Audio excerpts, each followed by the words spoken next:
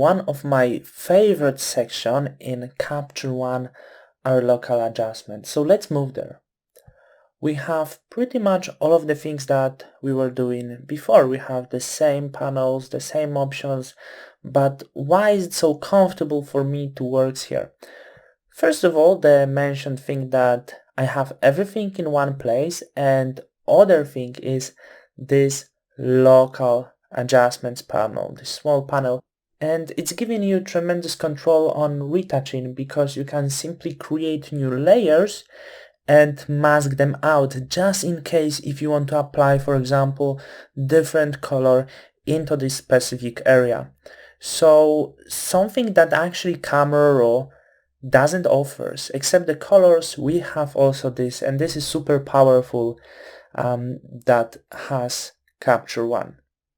But let's start very simple. I'm going to open Color Editor at first, and I barely use this basic color editor. I always go straight away to advanced, and we have this picker, this little picker over here. We can just hit this, and what will happen? I have already some chosen things here. So the first view should be rather that way, and I'm going to take this eyedropper, this picker, whatever you want to call it, and let's say I want to do something with the background. So I'm simply going to hit on the background and it picks up the color that I have. We have all of the informations that exist over here, and also starting from the top we can set the smoothness on the color, we can set the hue on the color, saturation and lightness.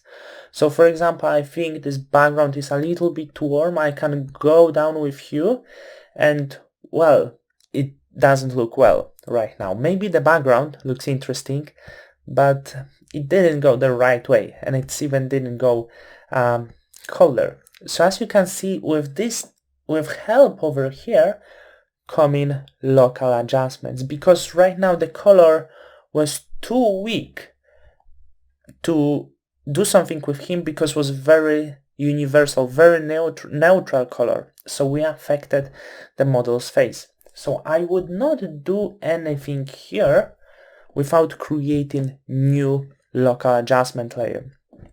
I would go to local adjustment layer and we can simply hit this plus button, and what is happened? New layer. I would just call it BG like the background, and right now we can do the mask. So let's familiarize ourselves what means everything over here. We can choose the brush settings after we choose the brush, of course. So I have brush right now and it allows me to paint in the area. So this is simply masking. We can set the size of our brush, of course, but we can do this also manually, the same way as we do this in Photoshop. Also, we can set the hardness. I usually would work with middle soft to not affect the edges too much and to keep full control. Opacity and flow, so same as in Photoshop, I keep them as 100 right now, and usually I work with 100 because mostly I'm using this for masking, so I want to mask to be fully covered. And also we have option like auto mask and use pen pressure. So pen pressure, I'm working using Wacom tablet, so pen pressure always on. And also why auto mask? Because if we work without auto mask, maybe I'm going to show you, if I'm going to turn this off and I'm going to paint, as you can see, it doesn't refine the edges. So I'm going to do steps back and I'm going to hit auto mask.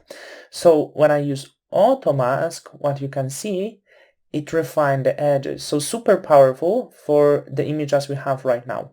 I would absolutely use this for the image.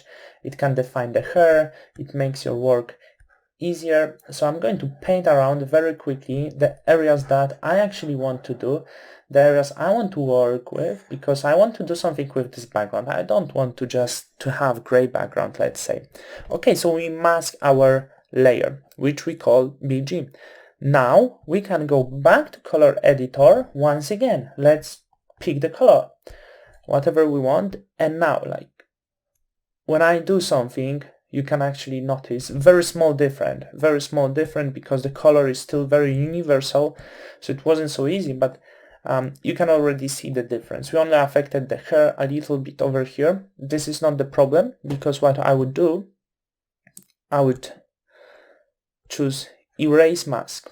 So I need to hit on this and then erase mask, and then I can simply erase this area if it bothers me. So no difficulties at all, and that's how I would work with this. Of course, this is not the adjustments I would truly want to apply, but we could work much more right now. We could try to find to define the color we really want, and the more we apply, the better maybe it could look, because I would go more into blue color with every new adjustment layer. So like I would be getting into something nicer, something colder, not these red colors. Of course, I would have to fix over here, but the basic idea behind how I work with this, I believe it's fully understandable, and it's super powerful for portrait images, because sometimes the background is too similar to the portrait, so we need to work a little bit with this to make it looking better. And the other thing, I'm going to switch off my BG layer and I'm going to color editor right now, and we have also option called skin tone. So skin tone works very similar as advanced. We have this eyedropper once again, and we can choose the skin tone that we want to work with. And we have also the same options like hue, saturation. We can go down with hue to change the hue. Of course, the thing you can notice, it doesn't affect your image that strong anymore, and that's why I choose the skin tone option over here to work with my skin, because if I work with advanced, if I move hue or saturation, it will be really strong affection, and right now it affects the skin very softly. Also saturation, I can go fully down and it won't be fully saturated, and fully up and it won't be fully saturated. So this is absolutely powerful tool, and I love to work with this in Capture One. And also we have something like uniformity. So you have to be really careful with it. It works well if we have a lot of saturate, like different colors on the face. It's nicely uniform right now. As you can see, I move uniformity to 100, and the skin tone seems to be a little bit even out.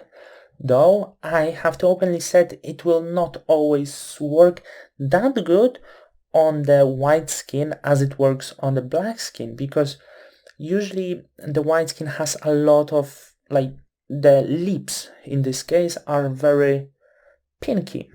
So when I move this up, as you can notice, they lose this natural color and the image become looking flat. So I really barely use uniformity. I was working with different model that had different skin color, was dark skinned, and it worked really great for her. Like, I really loved to use this, especially that I wanted to apply some specific effect. Image was a little bit desaturated, so it works for certain image. For other images, not always, especially if you have different lips color, it will not be working. Of course, then don't really depend on the skin color, but also on the makeup, because when you have a model with red lips, you don't want to use uniformity that much, because it could affect your lips. So be really careful, but in many cases I recommend you to check this, because it can give you really great results. So I believe we really walk through local adjustments nicely, so in the future when we're going to work with this, it will be much easier for us and it will be really comfortable work. So let's move right now into another lesson, still some basics about Capture One. I'm going to tell you how to export images in Capture One.